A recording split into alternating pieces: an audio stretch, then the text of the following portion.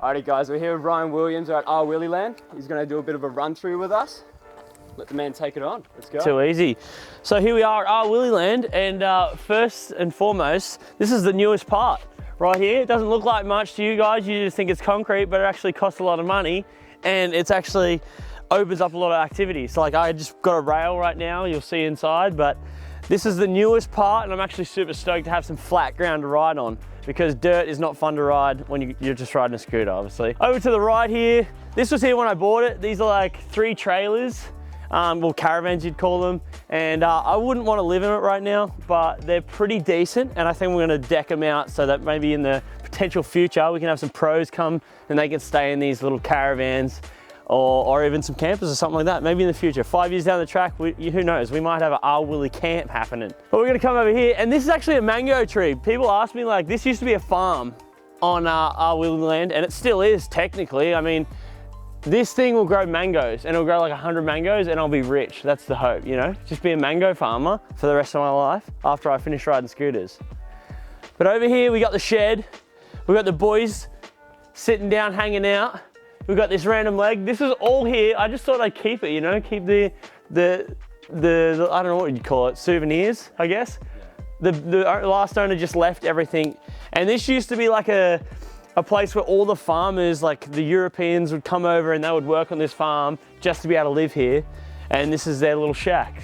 But now it's the RWilly shack where we store all our stuff. So let's head inside. And as you can see, there's a nice remnants. I didn't do that. The Mossy Bank Club. That must have been what it used to be called. I'm just keeping it because look how cool it is. It scares people off when they come in here. So I got a bunch of everything. We got the old lawnmower that doesn't work anymore. If anyone's selling a lawnmower, hit us up. I need a new lawnmower, and I didn't realize how expensive they are. But here's the rail. You might remember this from some of my videos. She's a beauty, and now she's living out here at RWilly Land, and it works perfect. We might actually pull this out and have a ride in a second. But we got a bunch of scooters. We got Roscoe, my mate Roscoe's scooter. We got my super light scooter that I made that has my CX2 deck on it and some tie bars. And what else? We got some motorbikes that don't work anymore. I bought these for $500, but now they don't work. So what a waste of $500. And I barely even got to ride it. Everyone else rode it, but I got a few crashes and a few funny clips, so I guess it was worth it. We got a trike that I'm not game to hit just yet because I'm trying to stay healthy. And then we got my bikes. So we got my tie bike, super lightweight, this one. All tie, well, most of it, as much as you can get titanium. And then we got my X Games bike. This is the one I just won my 3rd gold medal in a row. Not bragging or anything. And then we got some fans that blow up my massive airbag.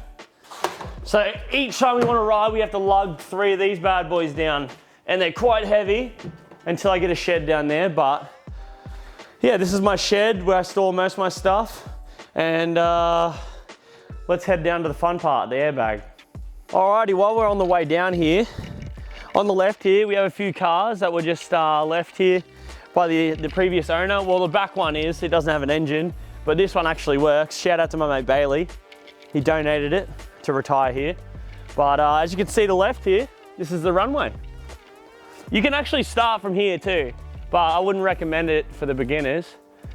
You can start about halfway down and still make it, but I actually can run from the back of the shed, run as fast as I can and jump in here, but then I land at like this far away from the end of the bag, so I kind of have to move the bag back. But I don't want to have a gap in between yet, because I got my homies and I don't want them to not make it to the airbag, because the airbag doesn't work when you don't hit it. This is where I'm gonna put a sign. It's gonna say RWilly Land right here. That's why I left it. It's actually sprouting some little things. That's cute. It's funny when you own things, like when you own a bunch of land, you like notice the things that change on it, and it's kind of like special to you.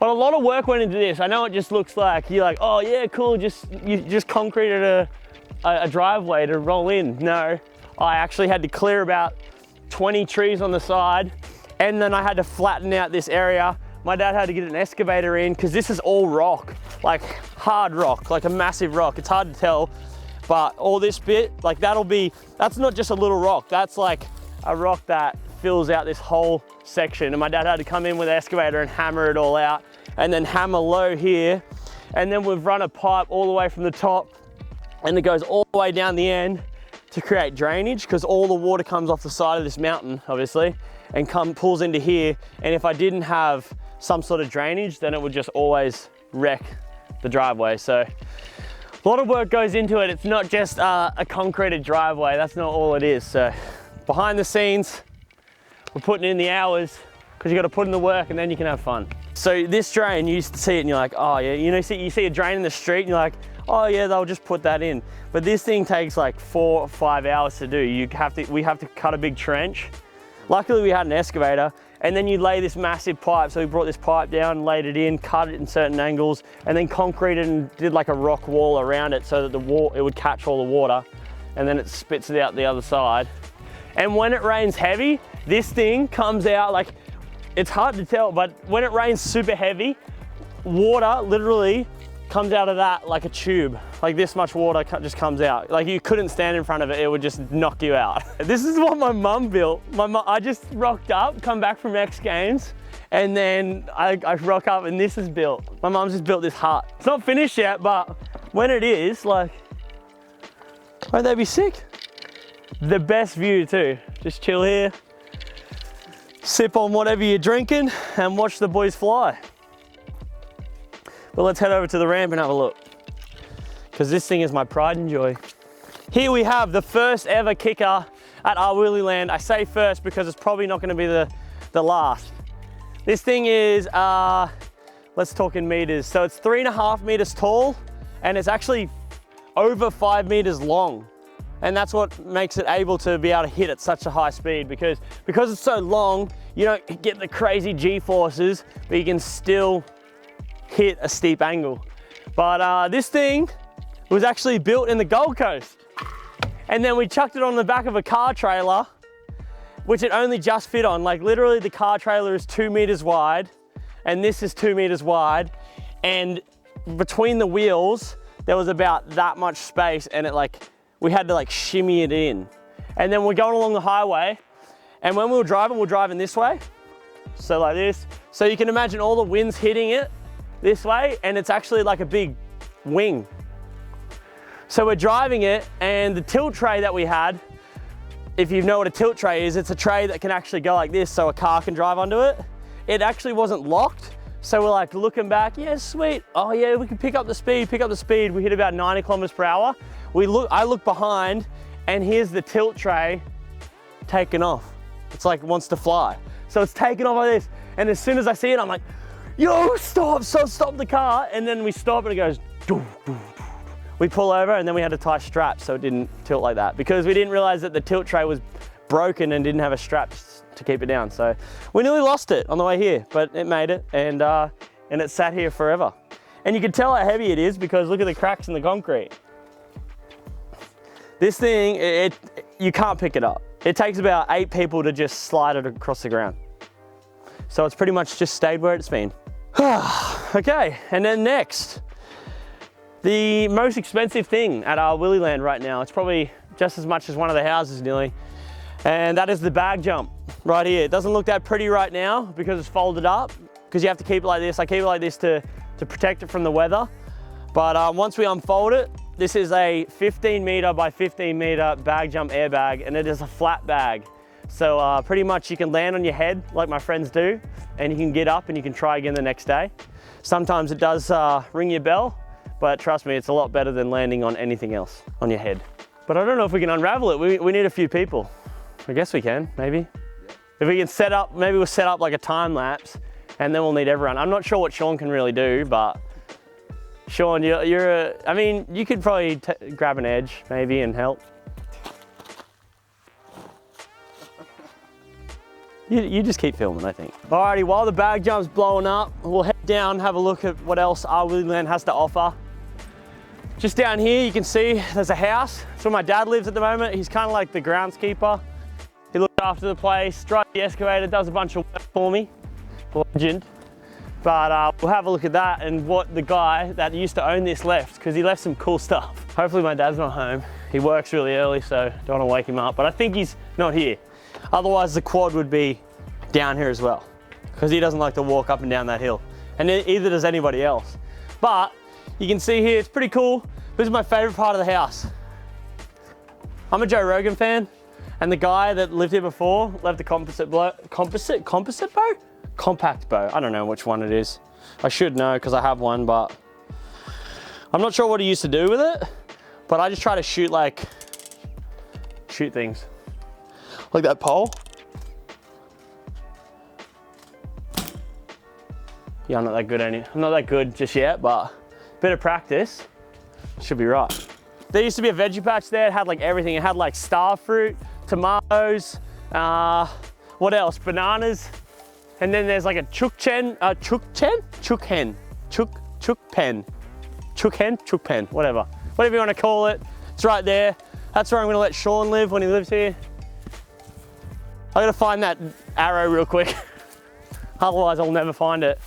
Oh yeah, and while I look for this arrow, just the other day, just around the corner there was about a 3-meter python. So hopefully you can find that as well. And I was so scared, I was like squealing. I was not the crocodile hunter. I was more like a little girl. All right, let's head down, I'll show you. There's actually a dam on this place. There we go. Not really much going on in this one.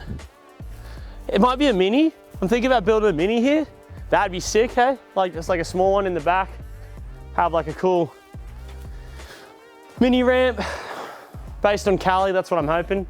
But the guy used to make surfboards, and he made also the bathrooms in both the houses. He made the bathrooms, so it's pretty wild. And that's like the, what do you call it? The shell where he made it, so pretty cool. And he left all his tools. Cheers, brother. But let's head down to the dam. What did that? That's pretty big.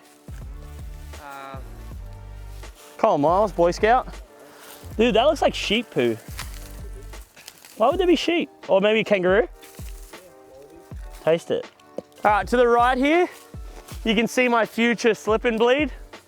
If you've ever seen Travis Pastrana at his house, he had the slip and bleed. Well, this is where my slip and bleed is. It's hard to tell, but there's a spring-fed dam, so that means that the water's actually fed from the ground. So whatever water you take out of there, it fills back up because it fills up with pressure. So it always will continually fill up. So eventually what I want to do is like you knock out the wall so it runs out and you clear the top, and then you'll have a nice freshwater dam where I can do a slip and bleed starting from here, yeet into the water. Sounds good. If anyone wants to come build it for me, I'll pay ya. So all over this property, there's tracks because it used to be the mango farm, obviously, and they would have to drive trucks up and park them so that people could pick the mangoes and put them in the back of the truck. So every so often down the hill, there's like big cuts. So that's why I've cleared this. This used to be like a road. So it's actually so perfect because in the future, once we clear it all, we'll have like mini bike tracks or motorbike tracks or whatever kind of tracks you want. And it's so cool because it's just multiple. Like you can set up different courses. There's probably hundreds of courses you could create. So I'm excited. So that way I haven't cleared all the way yet, but that goes into like this crazy bushwalk where there's like massive fig trees. And I would say the trees are like over, I don't know, 500 years old. It's amazing what you find down there, but maybe I'll make a video about it if you just want to see it, then I'm gonna make a video eventually. Maybe I'll drag Alex with me and we'll go for a bushwalk because I've gone for a bushwalk and it's amazing through there. But we'll save that for another video. Let's check out the dam. So here it is, RWilly Dam. This actually has a water pump on the side of it. It's so old. It's probably like 100 years old, but it used to pump water from this dam and feed all the mango trees. So over there, they reckon it still works, but man, I don't think it would work. But you'll see as you walk around, I don't know, there's like tubing all throughout this land, and that's because it used to pump water from here and feed the hundreds of mango trees on the property. Whew. But it's a bit of a walk around the property, that's for sure. Yeah, you bring up a sweat. All right, let's keep going. Alrighty, now you've seen half of RWilly Land. You've actually only seen probably maybe less than half because there's 40 acres and you've seen about 15. that's cleared. So a lot of things to do here. But originally what inspired me to get RWilly Land was kind of just, obviously Travis Pastrana and Pastrana Land going there, just seeing what he has. But I just wanted to be able to give people in Australia what Travis gave me. So I want to be able to give my mates the ability to go out there and send it and learn new tricks. And I find that in Australia, the only reason why a lot of us aren't on the top killing the game is because we don't have the facilities like they do in America. And I just wanted to be that guy that could supply it and just watch dream tricks happen and action sports get pushed. And I know what's gonna happen. As soon as I get this landing, I know that Barzy's gonna come here, do a quad flip, and Jaden Stanley's here doing double Stanley flips. Every time someone comes here, someone new, they bring something new to action sports. And that's exactly why I wanted to build this, not only for myself, but for everybody else to come here and just do their best and push action sports as a whole. But that's enough talking. Let's get riding, because I'm itching to ride even though it's super damn hot. But let's go.